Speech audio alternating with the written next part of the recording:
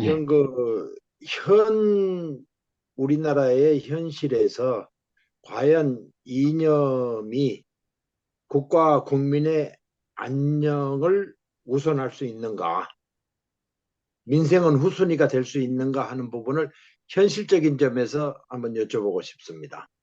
네. 이따가 말씀 듣도록 하겠고요. 감사합니다, 김정은 선생님. 또 누가 질문 주시겠어요? 네, 저 질문 있습니다. 네, 예, 네. 박정인 군. 네. 네, 아까 강의 안에서 확인했던 말 중에 민주주의는 필요하다면 세계에 선포되고 폭력적 수단을 통해 세계에 부과될 도덕적 선이다라는 구절이 있었는데 요 구절에 대한 설명을 조금 더 들어보고 싶습니다. 예. 네. 됐나요? 네, 좋습니다. 또 다른 분 누가 있으실까요?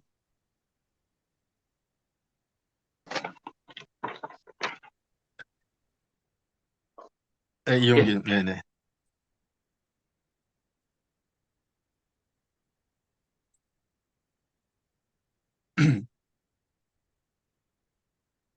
예, 예,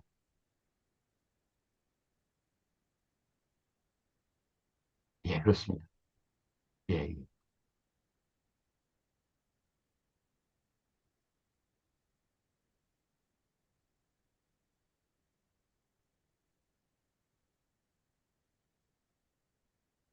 예, 예, 네. 또 다른 질문 있으실까요? 없으시면 우선 질문 세 개만 좀 해결하도록 하겠습니다. 네, 예. 홍 교수님. 네. 우선 김정은 선생님께서 제시하신 질문 보면은 이념이 현실에 우선하는가 이 문제를 지적을 했는데 저도 이 부분에 대해서는 이 선생님의 입장에 공감합니다. 아렌트가 정치를 강조하지만 어떤 부분을 항상 주목했느냐면은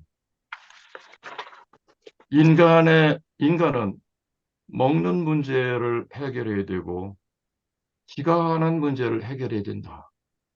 그리고 두 가지 문제를 했으면은 인간들이 서로 모여서 살 수 있는 그러한 또 기기를 만들어야 된다라고 그래서 그런 측면에서 어, 우리는 살아가면서 노동하고 작업하고 그다음에 이 정치에 참여한다라고 이제 지적을 해서 자칫 아렌트 이러한 주장을 듣다 보면은 아렌트는 정치 지상주의자이지 않느냐라고 지적하기 쉬운데 어, 인간의 삶에 있어서 이 세 가지 다 요소가 중요한데 결론을 말씀드리면은 우리가 인간다운 삶을 나름대로 지향할 때 먼저 고려해야 될 것이 있다. 먹는 문제다. 먹는 문제가 우선이고 그 다음에 정치이다. 어, 바로 우리 속담에서도 결국은 배고픈데 배고픈 문제 해결하지 않고 같이 무슨 문제를 심도 있게 논의하느냐 라고 하는 이 속담이 있습니다만 바로 그런 측면에서 민생 문제가 바로 이 인간다운 삶 또는 정치 활성화에 있어서 중요한 나름대로 요소로 보고 있고요. 아렌트가 왜 그냥 말하기 좋아서 이러한 지적을 했느냐면 그렇지 않습니다. 아테네 시민, 아테네 정치를 아렌트가 경험을 하면서 무엇을 확인을 했느냐면은 아테네 시민 중에는 귀족도 있고 일반 평민도 있습니다. 평민 가운데 부자도 있고 가난한 사람도 있거든요. 그런데 가난한 사람들은 먹고 살기가 어려워요. 그래서 문화생활을 하지 못할 수 있거든요. 그런데 이 아테네에서는 가난한 사람도 문화생활을 할 수 있도록 연고 공연이 있으면은 공연에 참여할 수 있는 공연비를 제공했습니다. 그래서 최소한 시민이면은 누구든지 먹고 살 인간으로서의 기본 조건을 해결할 수 있는 요건을 충족시키고 다음에 어, 인간답게 살 수 있는 공동체를 만드는 공적인 문제를 논의해야 된다라고 하고 있기 때문에 바로 그런 측면에서 우리 김정은 선생님께서 지적하신 문제 이념에 앞서서 바로 이 현실, 즉 민생이 중요하다. 그리고 이념에 있어서도 이념이 결국은 생존권 문제라고 하는 것과 연관시켜서 이 생존권, 생활권도 권리면서 인간이 누려야 할 자유라고 본다 한다면은 현실적으로 어려워서 그러한 자유 권리를 누리지 못한 사람들, 우리 현 정부에서 약자를 상당히 강조합니다. 약자들을 배려할 수 있는 나름대로의 경제적인 조치를 취한다 한다면은 결국은 민생 문제, 경제 문제입니다. 이 민생 문제를 결국은 제도적으로 푸는 것은 그다음 정치 문제이거든요. 따라서 민생 문제가 경제 문제로 그치는 게 아니라 바로 정치 문제로 정치 활동으로 연관되기 되는데 지금은 그게 어, 단절되어 있는 상태라서 어, 선생님뿐만 아니라 많은 분들께서 우려하시는 이 부분에 예, 저도 네. 공감합니다. 그 다음에 박정인 학생께서 지적해 주신 문제는 네오콘과 그 연관된 이 문제입니다. 잘 아시다시피 이 부시가 집권하면서 민주주의와 핵심적인 대립 관계에 있었던 그렇죠?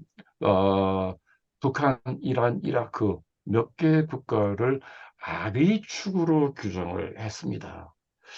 악의 축으로 규정을 했는데 여기서 저는 정치와 종교의 나름대로 분리를 얘기를 해야 됩니다.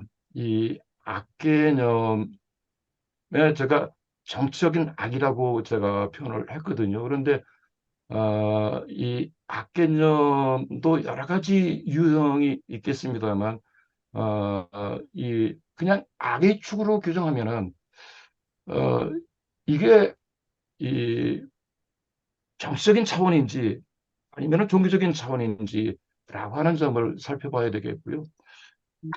인간 사이는 악덕과 미덕 사이에 존재합니다. 법은 어디에 존재합니까? 악덕과 미덕 사이에 존재하고 정치 제도도 그러한 차원에서만 나름대로 존재하게 되는데 악덕과 미덕이 아닌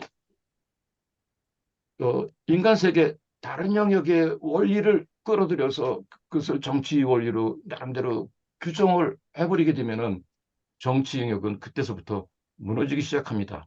하나의 예를 들게요. 로베스피에르가 급진 공화정을 표방을 했을 때 로베스피에르는 순수한 도덕주의자였습니다. 절대주의 시대에 나름대로 이 억압에 시달려서 먹고 살기도 어려운 사람들과 당시 지배계급과의 관계를 보니까는 지배계급은 위선자였거든요. 즉 자비라고 하는 입장에서 이 당시 지배계급을 위선자로 규정을 해서 다 기르트니 이슬로 사라지게 만들었습니다. 결국은 정치 영역이 나름대로 절대적인 진리라고 하는 이게 적용되는 순간 정치 영역은 피바다가 돼버린 거거든요. 바로 그러한 측면에서 부시 대통령이 악의 축 개념을 외교정책은 국제정치에 해당되는 거 아닙니까? 그렇죠?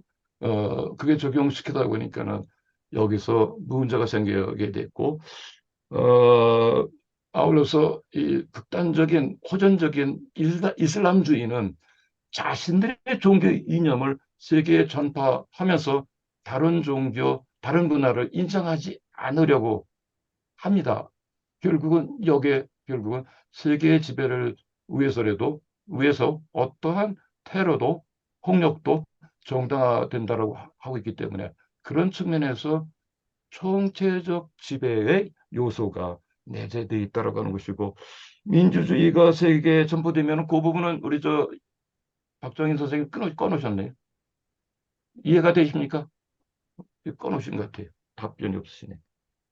예, 이용, 완전히는 예, 아니지만 대략적으로 이해하고 있습니다, 교수님. 예, 예. 네. 이용기 선생님, 지적, 살펴보면은 그 전체주의 운동에는 크게, 운동에 적극적으로 참여하는, 지도자와 엘리트, 그다음에 당원이 있고, 엘리트와 당원은, 이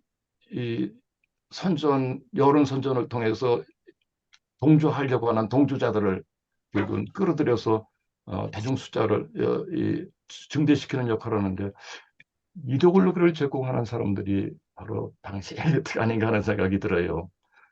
그 전체주의 운동에 참여했던 특히 1차 세계대전 이후 전체주의 운동에 참여했던 지식인 작가들이 있거든요.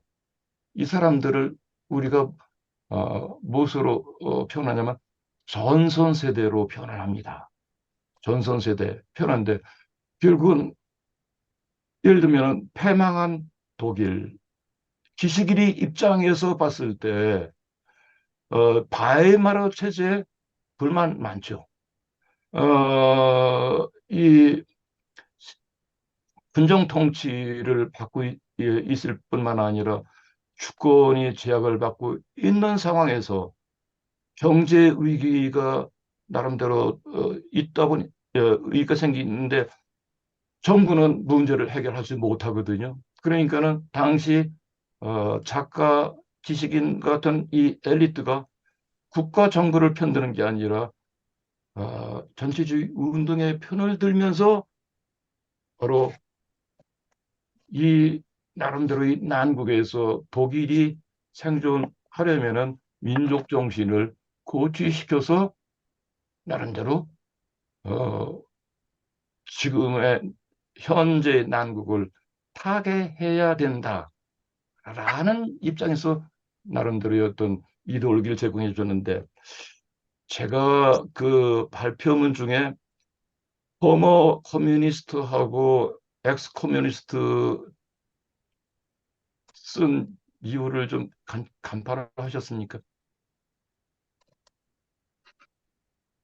엑스 커뮤니스트 아렌트 부인은 2차 세계대전이 일어나기 이전에 히틀러를 피해서 프랑스로 망명해서 아렌트를 만나서 부부가 됐죠. 스파르타쿠스 동맹의 핵심 당원입니다. 그런데 1937년 모스크바 재판을 보면서 이 스탈린주의는 안 되겠다. 그래서 이 당시 유럽 공산주의가 사회민주주의로 전환을 했잖아요. 그 철저하게 남편인 하일리 블리어는 정치의 원리를 파악하고 있는 사람이었고 전체주의 기원을 집필할 때도 관련된 저작을 집필할 때도 항상 정치가 무엇인가에 대한 나름대로의 어떤 통찰력을 제공해 준 사람이 불리옵니다. 자, 그런데 엑스 커뮤니스트 2차 세계대전 이후 전향한 공산주의자들입니다. 그런데 그러면서 어디로 다 이주했습니까? 먹고 살기 좋은 미국으로 이주했는데 자기 신분 가리고 나름대로 이주하면서 나는 자유주의자다라고 했는데 정치주의자들이 나름대로 쓰는 수법이 이분법적인 대립구도입니다. 카럴 슈미트가 우적 관계 논리를 적용하듯이 이 전체주의자들도 역시 철저하게 이 객관적인 적을 상정을 해서 자기 국민의 일부임에도 불구하고 적으로 규정을 해서 정치 투쟁에서는 항상 나름대로 자기 논리가 선이고 저쪽은 악이다라고 규정을 함으로써 나름대로 자신들의 입지를 넓히려고 하는 사람이기 때문에 아렌트는 전후전향한 공산주의자들을 뭐냐면은 전도된 공산주의자들이라고 했어요. 왜요? 색깔만 바꿨을 뿐이다. 예, 예, 예. 그 정도, 예, 네. 말씀드릴게요. 제가 어, 뉴라이트 비판하는 겁니다. 지금. 다른 질문 있으실까요? 예, 신광섭이 질문 네. 하나 드리고 싶습니다. 예, 질문 선생님 강연 잘 듣고 있고요. 예, 45년대 이후에 전체주의적인 요소가 등장한 걸로 이제 메카시즘의 등장, 호전적인 이슬람, 그다음에 이제 핵전쟁도 언급을 이제 하셨거든요. 이제 핵전쟁이 어떤 총체전이 될 수도 있다.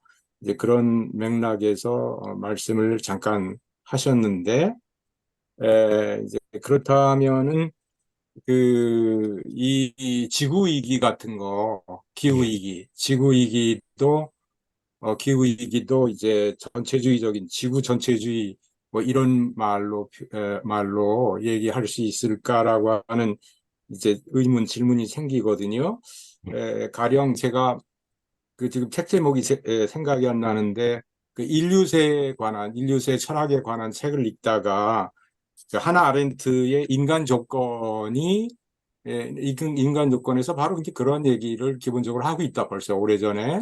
예. 그러면서 이제 하나 아렌트가 인간 조건으로서 지구를 이제 얘기를 한다고 하면서 여러 번 언급하는 것을 제가 이제 간접적으로 본 적이 있거든요. 예. 이제 그렇다라고 한다면은 인간 조건인 이제 지구 전체의 위기 이런 것들이 새로운 유형의 이제 전체주의로 어떤 자리 저희 명명할 수 있는지 하는 그 얘기를 좀 듣고 싶습니다. 아유, 예. 네. 박 또 다른 선생님, 질문 있으실까요? 예, 다른 질문 또 받고 하겠습니다. 예, 네, 다른 질문 없으시면 제가 좀 질문을 드릴게요. 아까 이야기를 주셨는데, 그러니까 우리가 보통 전체주의 하면은 이제 파시즘과 스탈린을 합해서 역사적으로는 파시즘이라고 한다면 나치즘과 이탈리아 무솔리니와 일본의 천황제까지 포함해서 파시즘이라고 이야기하고 파시즘에다가 이제 스탈린의 전체주의를 포함해서 전체주의라고 하거든요. 그래서 아까 뭐 우익 전체주의와 자익 전체주의라는 말 속에도 나오긴 했습니다만 아까 전체주의와 파시즘을 비교하면서 국가, 군대, 당, 비밀 경찰 이런 표현을 쓰셨어요. 예, 그래서 제가 다시 한번 여쭤보고 싶은 것은 뭐냐면 지금 우리가 보통 이해하는 파시즘과 스탈린을 합해서 전체주의라고 보는 것이 일반적으로 맞는 것인지 자 그렇다고 한다면 전체주의와 파시즘을 다시 한번 당, 국가, 뭐 비밀 경찰, 군대 이런 표현으로 조금 더 명쾌하게 좀 비교를 해주시면 좋겠다. 뭐 이게 첫 번째 질문이고요.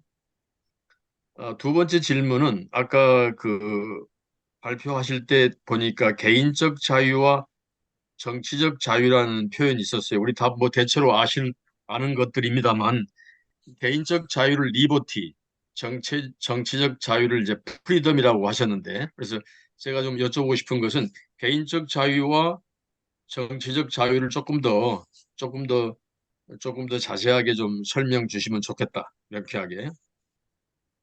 세 번째 질문입니다. 세 번째 질문은 아까 그 발표문 속에 자유의 한 요소는 평등이다. 이게 상당히 중요한 개념이고요. 저도 어, 사회를 고려하지 않은 자유는 가진 자의 폭력이라고 제가 생각할 때 그때의 사회라는 것은 사실은 평등을 이야기한다고 저는 생각합니다. 그래서 정확하게 말하면 사회와 평등을 고려하지 않는 자유란 사실은 가진 자의 폭력에 지나지 않는다. 이게 제 생각인데 예, 질문입니다. 자유의 한 요소는 평등이라고 말씀하셨으니까 그 부분도 좀 설명을 자세하게 예. 부탁드립니다. 질문이 세 가지인데 괜찮으신가요? 예, 네. 뭐, 흡족하진 않지만은 하는 데까지 해보겠습니다, 선생님. 다른 분 또 질문 있으실까요? 없으시면 이렇게 전체주의와 파시즘을 비교하고 개인적 자유와 정치적 자유, 리버티와 프리덤, 그리고 세 번째 자유의 한 요소는 평등이다. 요걸 좀 부탁드립니다. 네. 예. 우선 신광섭 선생님께서 완전 그 말씀하신 내용인데, 지구 위기, 그다음에 이 지구 위기, 기후 환경 위기 많이 얘기를 하는데, 제가 지난 5월 달에 그 한국 철학자에 대해서 인간의 조건과 시대적 조망이라고 하는 주제로 그때 발표를 하면서 어, 이 인간 조건을 대부분 아렌트 인간 조건 얘기할 때 삶, 수명, 그다음에 세계성, 다원성을 중점적으로 얘기를 하고 지금 문제를 얘기를 안 해요.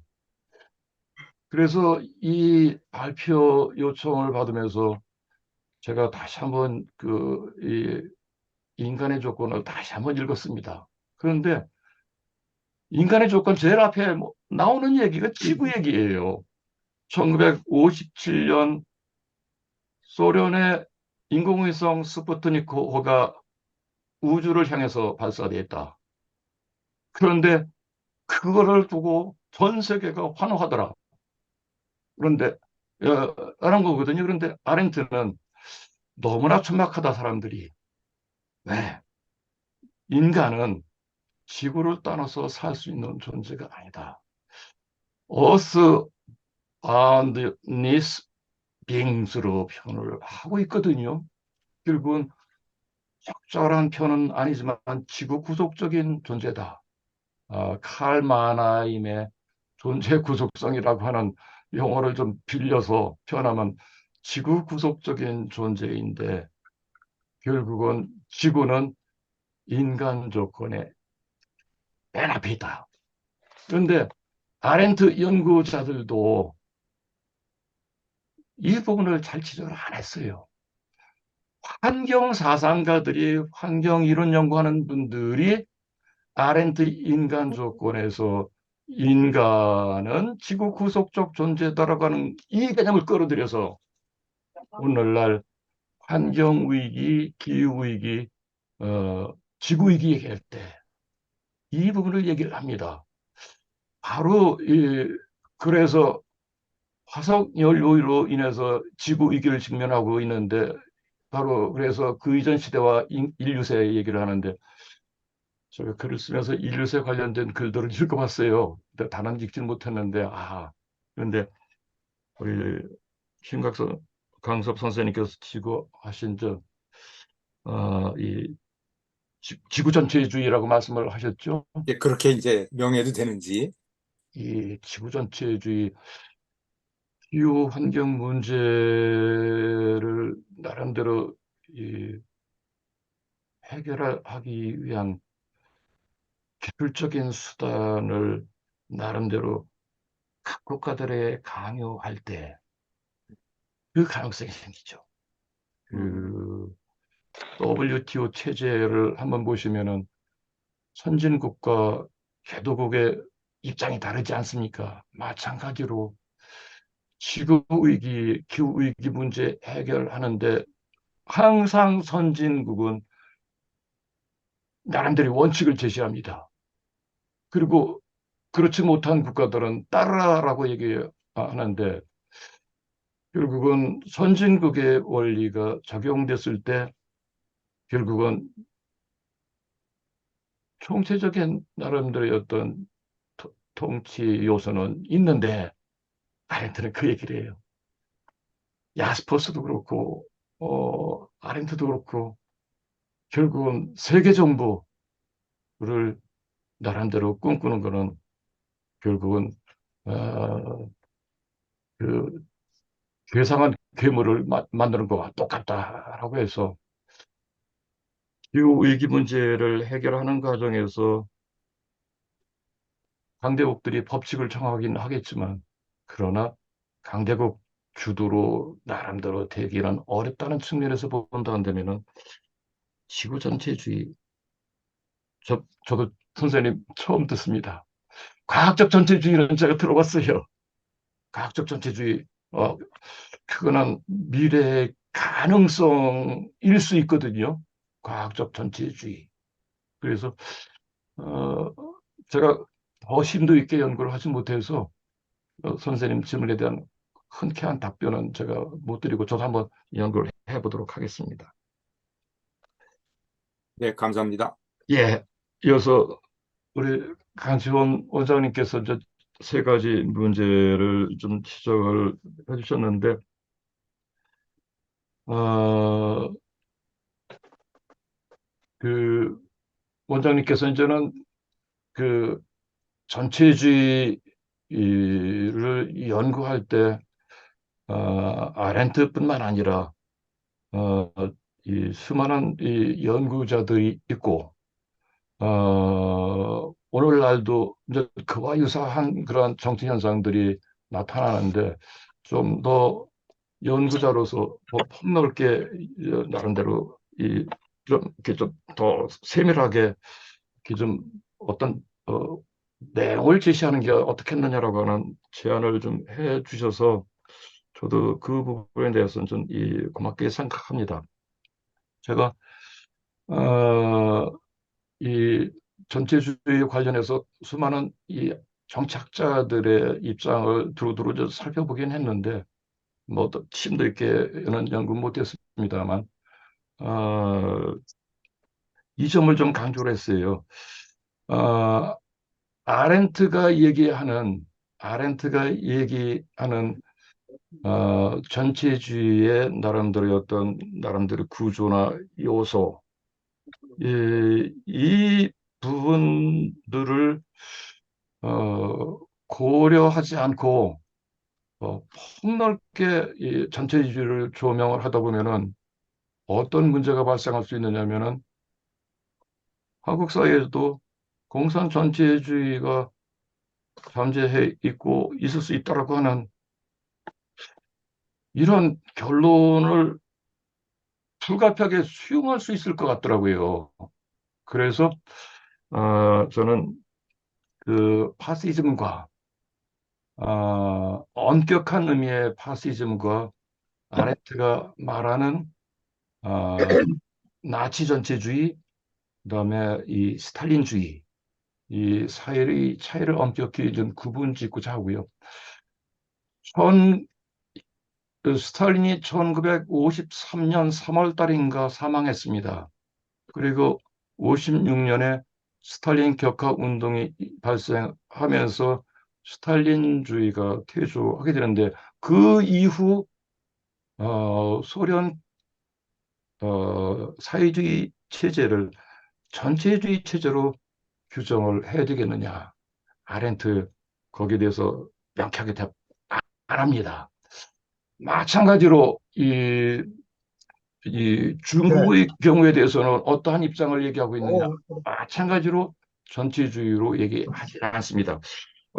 너무 빗나갔는지 모르겠는데 하여튼 그래서 이 전체주의는 이 반유대주의, 제국주의, 그다음에 인종주의 세 가지 요소가 결합돼서 등장하기 때문에 그런 측면에서 본다 한다면은 우리 강시원 원장님께서 말씀하신 전체주의와 파시즘 간의 공통분모가 있는 거 제가 부정 안 합니다. 바로 그런 측면에서 이 어떤 관점과 시각에서 이 보느냐에 따라서 조금 갈라집니다. 그 점을 양해해 주시고요. 이 파시즘에서는 이 군대가 나름대로 주도적인 역할을 합니다. 그다음에 전체주의에서는 당이 어, 중점적인 역할을 하죠. 그런 차이점이 명백히 있다고 하는 것을 알 수 있고요. 전체주의에서는 비밀 경찰이 사실 가해자이면서 피해자이고 지도자의 나름대로의 어떤 통치를 충실하게 수행하는 집단이었고 지배계급입니다. 여러분들 저 아라비아 로렌스를 보시면은 비밀 집단 나오시죠? 러디아드 키플링의 킴이라고 하는 이 소설 속에서 주인공은 비밀요원입니다. 즉 전체주의 운동에서 어, 이 당원들은 비밀 요원이고 이들이 결국은 지도자의 나름대로 이념을 전파하는 역할을 나름대로 수행하는데 그런 측면에서 본다면은 이 이즘하고 이 전체주의에 있어서 비밀 경찰의 역할은 나름대로 아주 중요합니다만 그러니까는 당 국가 관계에 있어 보면은 당군 관계 얘기하지 않습니까? 북한에서 보면은 당군 당군 얘기를 하는데 결국은 군에도 보면은 이당 정치군인이 있지 않습니까? 정치군인은 당원이거든요. 그러니까는 군 조직도 당 조직의 하위 조직에 해당되기 때문에 철저하게 나치 스탈린 체제에서는 결국은 군대보다 결국은 당이 위를 차지하고 있어서 이 이탈리아 파시즘과 이 나치 체제 사이에 엄연한 차이점이 있다고 하는 것을 좀 알 수 있습니다. 아, 흔쾌한 답변 못 드립니다. 나중에 연구를 해서 다시 한번 좀 말씀드릴 기회가 있을 것이라고 보고요. 개인적인 자유와 정치적 자유 말씀드립니다. 제가 9.11 테러 나고 나서 한 달 만에 미국을 방문했습니다. 참 수모당하면서 제가 미국을 방문했어요. 그때 혁티 풀고 구두 벗고 해서 공항 검색대 통과했는데 덕분에 제가 한국전쟁 참전 기념비 가서 직접 확인한 게 있습니다. Freedom is not free. 자유는 자유롭지 않다. 앞에 이 freedom is not free 했을 때 여기에는 두 개념이 포함되어 있습니다. 개인적인 자유와 정치적인 자유입니다. 즉 미국 군인은 민주주의 국가를 수호하기 위해서 개인으로서의 자유 버리고 결국은 이 민주주의 수호가 희생 할 수 있다라고 하는 거거든요. 그래서 거기 두 개념이 있고요. 아렌트가 이 개인적 자유와 정치적 자유 개념 구분한 것은 아테네의 자유 개념에서 유래합니다. 자유는 두 가지 요소로 이루어져 있는데 첫 번째 요소는 자신의 의지에 따라서 이동할 수 있는 것. 이게 자유의 첫 번째 요소다. 이동의 자유. 오늘날 입헌국가의 법에 있어서 결국은 가장 기본이 되는 자유가 이동의 자유거든요. 자신의 의사에 따라. 왜 이렇게 이해를 했느냐면은, 당시 노예는 물건이었기 때문에 주인 허락받지 않고 이동할 수가 없었습니다. 그런 점에서 노예는 비자유와 자유 없음과 연관이 되죠. 그 다음에 두 번째, 자유의 두 번째 소, 이게 갖춰지지 않으면은 자유는 있다라고 할 수 없다. 치자와 피치자의 동일성이거든요. 치자와 피치자의 동일성은 달리 말씀드리면 평등입니다.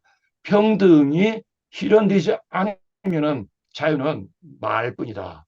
라고 하는 거거든요. 제가 그래서 아까 78주년 광복절 기념사 얘기할 때 자유사회를 얘기를 하는데 자유만 줄기차게 얘기를 하는데 미안한 얘기지만 정치적 자유와 관련된 편 한 군데도 없습니다. 그런데 저나 여러분이나 정치적인 자유 없이 살 수는 없잖아요. 바로 그런 측면에서 정적인 자유가 주어졌을 때 모든 사람들이 공적인 문제에 관심을 갖고 활동할 수 있기 때문에 바로 이 정책 자유와 개인적 자유를 표현하는데 신자유주의는 고전적 자유주의에 기반을 두고 있습니다. 고전적 자유주의는 기본적으로 자기 보존의 논리를 기저로 깔고 있습니다. 지배계급으로부터의 자유, 정치 권력으로부터의 자유이기 때문에 근대 자유 개념에는 정치와 자유 개념은 대립적인 개념으로 나름대로 정립이 됩니다. 이야기가 어려울 것 같지만 권력으로부터의 자유를 표방을 해서 그래서 뭐가 강조됐냐면 개인적인 자유의 중요성을 강조한 것이죠. 정치와 자유 간의 대립 논리가 깔려 있다라고 하는 건데 신자유주의 역시 마찬가지로 결국은 기업 민간 집단이 경제 활동을 활발하게 하기 위해서는 정부의 규제로부터 벗어나야만 된다라고 해서 신자유주의에서 말하는 자유 개념도 결국은 고전적 자유주의에서 말하는 자유 개념과 다르지 않습니다. 따라서 신자유주의에는 이미 뭐를 깔고 있냐면은 대립의 논리를 깔고 있어요. 그러나 고전적 자유주의자들이 대립 경쟁, 어, 대립 경쟁을 내재적으로 깔았듯이 신자유주의도 대립 경쟁에 나름대로의 논리를 드러내지 않습니다. 그러니까는 칼 슈미트가 바로 바이마르 체제가 자유주의 체제 아닙니까? 어, 결국은 자유주의자들이 보면은 서로 싸우고 우적 관계 분명히 있는데 은폐하고 드러내지 않고 있거든요. 그래서 슈미트가 우적 개념을 제시해서 정치는 대립적인 것이다라고 얘기를 했던 것이라고 볼 수 있습니다. 아, 그래서 제가 이 78주년 이 경축사 보니까 이 누가 작성했느냐? 대통령이 혼자 하는 게 아닙니다. 연설문을 작성하는 참모들이 있어요. 5개월, 6개월 준비해서 작성한다는 거 저 알고 있습니다. 그러니까는 우리 윤석열 대통령이 당신의 정적인 비전을 펼쳐야 되는데 참모들이 사실 그런 식으로 얘기를 해버리면은 그런 줄 알죠. 안 되거든요. 그다음에 이 마지막 차이와 평등의 관계를 우리 이 원장님께서 지적을 했습니다. 차이는 이 편하면 다원성을 인정하는 것, 다원성과 같은 개념입니다. 평, 이 평등이 보장되지 않으면은 미안합니다. 다시 차이가 존중되지 않으면은 평등은 보장되기 어렵습니다. 어, 이 대립의 논리에서는 동일한 것을 강조하죠. 총체성이라고 하는 말을 가만히 뜯어보면은 동일한 것은 좋고 다른 것은 다 나쁜 것, 더 심하게 표현하면 악이다. 총체성은 그러한 의미를 가지고 있는데 이거를 좀 순화시켜서 우리 이 현대 철학에서는 동일성으로 표현합니다. 동일성과 차이라고 하는 개념이 강조되는데 그런데 철학에서는 동일성 개념을 강조했지만 포스트 모더니즘에서는 차이를 강조하는데 동일성의 총체적인 가압적인 요소와 차이를 절대화했을 때 나타나는 가압적인 요소가 또 있습니다. 그래서 차이와 동일성이 공존해야 되는 것이고 그러나 어, 동전의 앞면이 있으면은 동전의 뒷면이 있듯이 차이가 있을 때 비로소 평등이 보장된다라고 하는 점은 우리 강치원 원장님의 입장과 같습니다.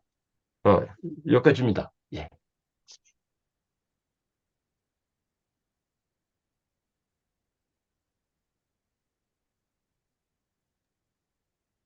강 원장님 음수고 열어주셔야 됩니다. 맞았습니다. 예, 네. 예. 지금 시간이 9시 38분이 지나고 있는데